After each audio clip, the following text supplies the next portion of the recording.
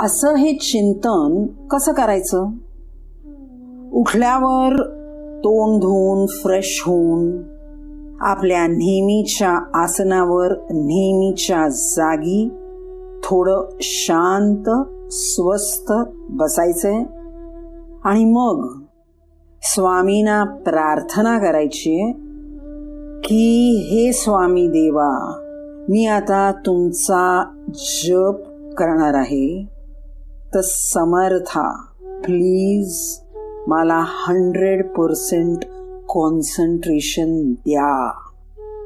स्वामींना अशी रिक्वेस्ट करून मग डीप ब्रीदिंग सुरू करायचंय.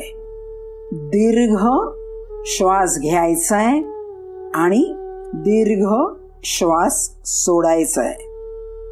श्वास आत घेताना राम नामाला, स्वामी नावाला आत घ्यायचा आहे आणि श्वास बाहेर सोडताना संसारातील सगळे विषय, सगळी कामे, प्रॉब्लेम्स, सगळे विचार, नामा व्यतिरिक्त जे काही ते सगळं बाहेर टाकायचंय.